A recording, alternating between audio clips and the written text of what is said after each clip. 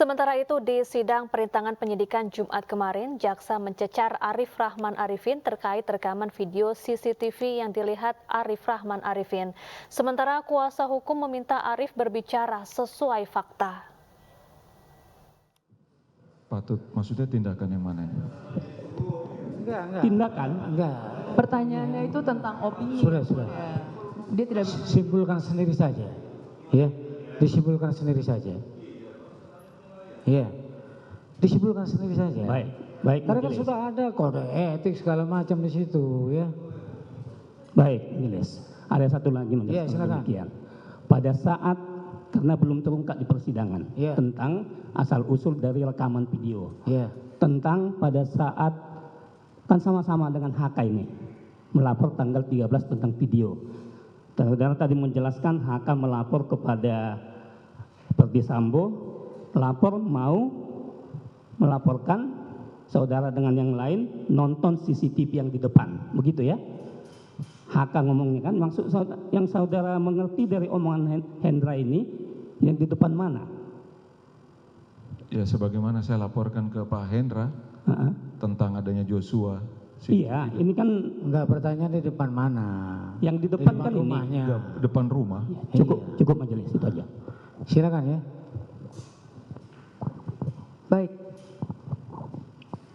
Terdakwa saya sama seperti penasehat, sama seperti jaksa penuntut umum tadi ingin Enggak mungkin. terdakwa ini menceritakan apa adanya.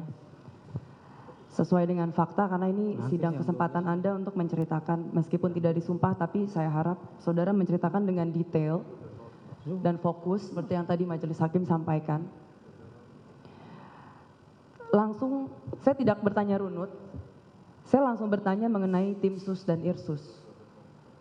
Apakah saudara mengetahui perbedaan tim sus dan irsus? Karena ini supaya menjadi jelas apa perbedaan tim sus dan irsus. Kalau setahu saya tim sus itu tidak ada strukturnya, hanya sebutan saja. Sedangkan Irsus itu adalah bentukan dari tim Itwasum. Tapi di dalam tim Irsus sendiri itu bisa gabungan dari Propam, dari Bareskrim gitu. Oke, kemudian tadi saudara menyampaikan tidak pernah diperiksa. Iya. Ya, Diperiksa oleh tim sus dan Irsus tidak pernah. Tidak pernah. Jadi pertama kali Anda diperiksa itu oleh siapa? Oleh Waprof. Waprof. Berarti langsung sudah sidik ya? Sudah proses. Proses sidik etik. Iya, Oke. Pada kesempatan pertama ketika Anda diperiksa, apakah Anda langsung menceritakan mengenai Semua saya ceritakan. Oke, karena kan di sini saya mendengar jawaban saudara terdakwa tadi ditanya oleh majelis hakim cukup detail. Saya melihat ada gabungan antara ancaman, Anda takut karena ancaman. Kemudian tadi ada pertanyaan, apakah Anda ingin menyelamatkan komandan? Tidak ada yang Kemudian takut diri sendiri jadi kasus. Iya. Kemudian Anda salah mengira bahwa ini perintah yang sudah pas. Jadi kan ini ada banyak gabungan nih. Ada ancaman, nggak tahu mau menyelamatkan tadi 30%, terus takut. Enggak, dia enggak menyelamatkan yang 30%. Bukan menyelamatkan. Tidak. Oke, 70% takut diri sendiri kasus. Iya. Pertanyaan saya, ini kan dari jarak menonton sampai Anda menceritakan itu kan sangat panjang ya. Iya. Anda itu tidak bercerita apa karena Anda takut diancam? Apa karena apa? Takut. Apa yang Takut Anda diancam, rasakan? udah pasti. Takut. Saya kemarin aja Pak Hakim yang mulia,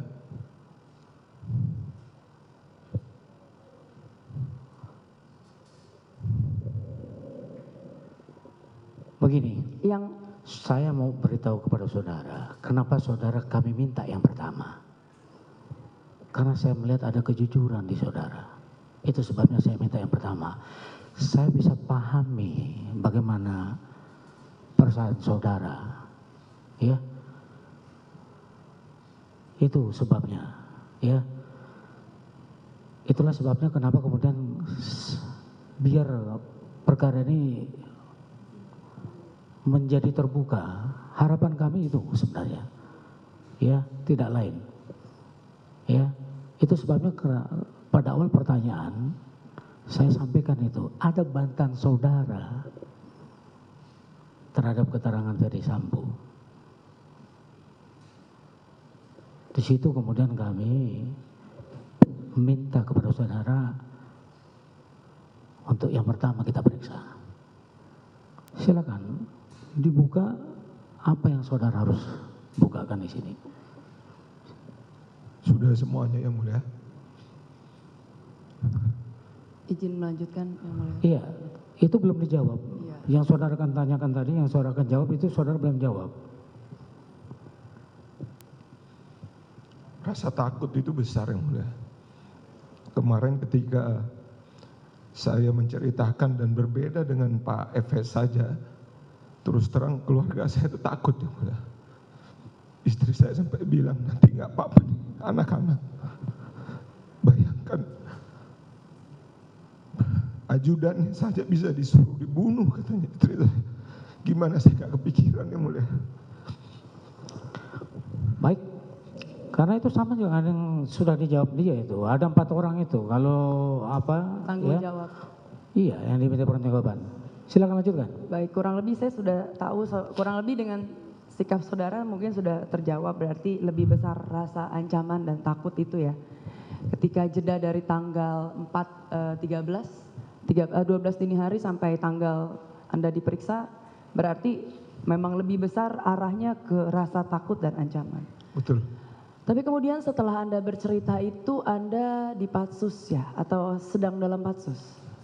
Jadi di Patsus dini hari jam 1, dipanggil jam 10, saya langsung datang. 10 pagi dipanggil? 10 malam. 10 malam. 10 malam hanya dipanggil saja, saya langsung datang. Karena sudah tahu ini pasti kaitannya, waktu itu Pak Efes sudah di Patsus posisinya yang mulia. Saya juga sudah mulai dengar Richard katanya mengaku itu semua yang melakukan katanya Pak Efes. Kemudian saya malam, tadi saya sempat cerita sama Yang Mulia bahwasannya saya ditanya masalah menonton CCTV dalam rumah. Saya bilang saya tidak pernah menonton CCTV dalam rumah. Laptop saya akui, ya saya menyimpan laptop itu. Saya langsung bercerita semuanya, tidak ada yang saya tutupi. Anda langsung, pada saat itulah mereka baru jadi semuanya sebelum Anda cerita fokusnya kepada CCTV rumah ya? CCTV dalam rumah. Baru ketika Anda bercerita ada CCTV luar yang menunjukkan Joshua masih hidup, baru semuanya mengetahui. Iya.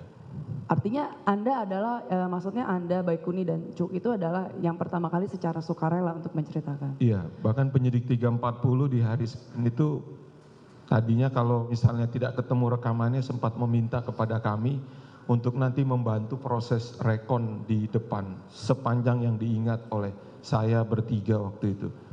Saya mengiyakan, saya bilang saya akan bantu semaksimal mungkin. Membantu tim 340 ya? Di 340 itu. Oke, berarti mereka akan menjadikan keterangan saudara jadi tambahan bukti atau bagaimana? Seharusnya sih menjadi tambah bukti ya. Oke, itu semuanya dilakukan berarti sebelum ada laporan polisi yang di cyber ini? Sebelum. Kalau laptop Anda digeledah atau sukarela membawa? Sukarela? Saya minta supir saya mengantar ke mana? Ke Mabes waktu saya diperiksa di Waprof. Oke, artinya ini semua barang bukti, keterangan disampaikan secara sukarela, bukan yang sesuatu dicari Anda sembunyikan ya? Betul. Ini karena berbeda, jadi Anda harus pastikan. Betul. Oke, ini secara sukarela semua. Oke, kemudian saya lanjut ke, oke, oh ya, setelah barang bukti 340, laptop itu berarti menjadi barang bukti 340, bukan barang bukti perkara saudara? Bukan, karena saya BA sitanya dengan penyidik 340. Oke, BA sitanya. BA sitanya. Kemudian di cyber, ketika Baikuni kemudian mengarahkan penyidik untuk memberikan hard disk yang ternyata ada isinya. Itu kemarin kan Baikuni menyatakan dia sebenarnya tidak berani untuk terang-terangan bilang ada isinya. Itu apakah berkonsultasi dengan saudara? Iya, malamnya kita ketemu, terus kita sepakat. Itu di Patsus semua ya? Di Patsus bersama-sama. Kita sepakat, kita buka aja semuanya karena kita sudah dalam Patsus. Kondisi juga lebih aman, Pak Efes juga sudah di Patsus juga waktu itu. Oh, Anda jadi merasa lebih aman ketika ada di Patsus? Lebih aman. Malah lebih aman di tahanan ya? Lebih aman karena sudah pasti keselamatan ya. Oke. Dan juga Anda merasa penyidik itu berwenang ya untuk tahu? Atau Iya, bagaimana? penyidik yang lebih wajib mengetahui sebenarnya. Oke, sekarang saya ingin bertanya mengenai perintah lisan tadi yang sudah ditanyakan oleh majelis juga. Anda itu melakukan kegiatan otopsi, kemudian ke Polres Selatan, olah TKP, menonton, kemudian melapor dan meneruskan perintah, betul ya? Betul. Untuk otopsi, dari Anda juga mendapatkan perintah untuk datang ke otopsi? Dapat perintah? Anda tidak tahu waktu itu ini tentang apa, siapa? Tidak tahu. Oke, mengenai foto, ada foto yang Anda ambil itu foto apa? Foto hanya sekali yang saya ambil, foto laporan hasil otopsi sementara. Anda Itu tidak juga punya foto jenazah? Tidak punya. Itu Foto- pun juga saya izin dengan dokter, izin juga dengan penyidik. Terdakwa Arif Rahman Arifin sempat mengira korban yang meninggal dunia adalah ajudan Ibu Kapolri. Hal ini ia sampaikan dalam sidang kasus perintangan penyidikan pembunuhan Yosua di Pengadilan Negeri Jakarta Selatan. Izin juga dengan Kombes Santo, saya bilang saya izin untuk foto saya kirim ke Pak Agus. Oke. Karena ini juga membuktikan saya sudah selesai kegiatan pengamanan di sini. Foto itu untuk membuktikan Anda selesai kegiatan. Selesai. Kalau yang sebelumnya kita ketahui ada penghapusan foto itu, Anda ikut menghapus foto atau apa yang Anda hapus atau tidak ada yang dihapus? Saya tidak sempat memfoto karena di dalam kan hanya datang terus keluar lagi. Ada foto yang Anda kirim ke Kombes Denny ya? Santo? Kombes Santo saya nggak punya nomornya, jadi nggak mungkin saya kirim. Oke, Anda tidak kirim foto apapun? Tidak ada Jadi kirim. benar-benar hanya foto laporan itu? Hanya foto itu saja ke Kombes Agus, AN. Oke. Kemudian kapan Anda mengetahui ini adalah ajudan atasan langsung saudara? Ketika Kombes Santo mau ngambil baju di rumah Duren 3, saya tanya, loh kok di rumah Duren 3 bang? Ya ini ajudan Kadif. Karena sebelumnya saya pikir itu yang mulia yang meninggal itu adalah ajudannya Ibu Kapolri. Karena sempat penyidik Selatan nyampaikan ini ajudan Ibu. Jadi dalam mindset saya ini ajudannya Ibu Kapolri. Makanya keluar pertama saya sempat menghubungi anggota saya yang jaga di kediaman Kapolri. Katanya nggak ada apa-apa tapi rame aja dan orang bisik-bisik. Oh ya, sampai 2 kali saya pastikan katanya bukan. Apa mungkin disembunyikan? Itu dalam hati saya waktu itu yang mulia. Itu juga kenapa saya ditanya berapa kali masa nggak tahu. Karena benar informasi yang pertama saya dapat tuh ajudan Ibu, hanya begitu saja. Iya. Oke. Kemudian berarti Anda benar-benar tidak tahu ya saat itu. Tidak Saya tahu. hanya ingin Anda menceritakan secara detail kalau memang tidak tahu, karena Anda nih kalau jawab suka tidak tegas gitu, jadi tidak jelas. Kemudian saat Anda pergi ke Polres Selatan, Anda membawa secari kertas. Ketika Anda datang katanya LP sudah ada ya. Kemarin Betul. Anda juga tunjukkan kepada majelis LP itu dibuat jam 10. Iya. Anda datang jam berapa? Saya datang kurang lebih jam 19 atau jam 20. Oke, kemudian Anda menggunakan cerita itu untuk menceritakan kepada penyidik? Kepada penyidik PPA. Oke, Anda tahu persis itu cerita untuk apa? Untuk uraian LPK, untuk BAI kah, untuk apa? Perintahnya dari Pak Efes waktu itu supaya penyidik ketika nanti wawancara Ibu. Sudah dijawab itu waktu saksi. Oke, berarti bukan untuk laporan polisi ya, saya tegaskan Bukan. ini, bukan ya? Oke. Kemudian saat olah TKP, ya olah TKP Anda menunggu di luar. Menunggu di luar. Kenapa Anda menunggu di luar? Karena di dalam penuh dan pemikiran saya ngapain saya ikut-ikutan di dalam. Itu kan sudah ada penyidik lengkap semuanya gitu. Anda berarti merasa tidak berhak ada di dalam atau bagaimana?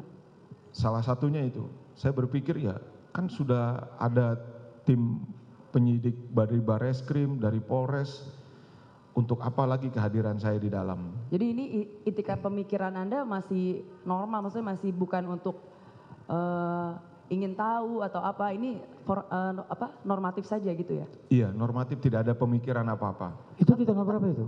Siapa yang mulia? Di tanggal berapa? Tanggal 12 ya mulia. 12. Itu ya ketika saya ditanya Ngapain sama, saya di dalam? Kan gitu ya. Ya, ngapain? Siap. Ngapain saya di dalam? makanya Pak Hendra nelpon nanya ke saya itu, sempat marah, loh kenapa kamu kok nggak tahu kegiatan di dalam? Ya karena pemikiran saya, ya mau ngapain di dalam gitu ya mulia. Ya kalau gitu ngapain juga saudara datang ke situ? Perintah yang mulia dari Perintah Pak Denny. lagi perintah ya. Pak Denny sama Pak Beni yang ngajak ke lokasi itu ya mulia. Oh gitu. Lanjut. Anda ini mengakomodir perintah ya? Anda kayaknya selalu, sepertinya selalu dapat perintah apa tapi tidak dijalankan juga perintahnya, tapi juga ada di situ, atau bagaimana sih sikap Anda ini? Ya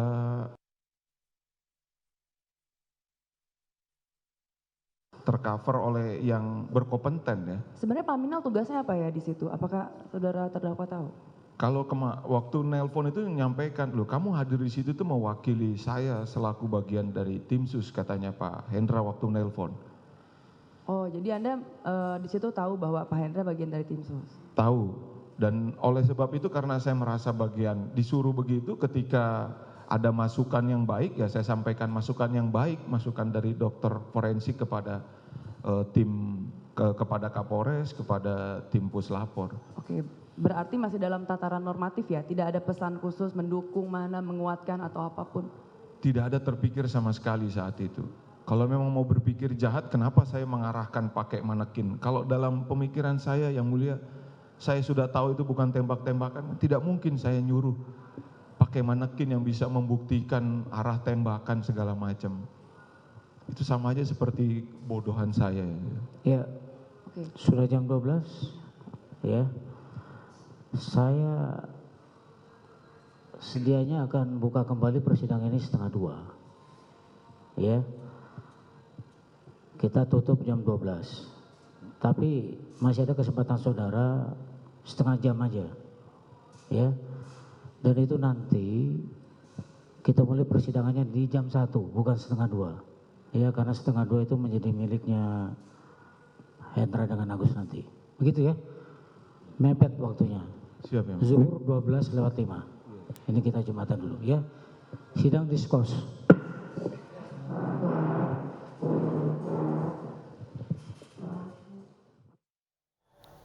Pemirsa, usai sudah kebersamaan kita dalam iNews Sore hari ini, dan Anda bisa menyaksikan siaran digital iNews TV di 28 UHF untuk wilayah Jabodetabek. Tetap jaga protokol kesehatan karena pandemi belum usai. Saya Syafaati Suryo, terima kasih dan sampai jumpa.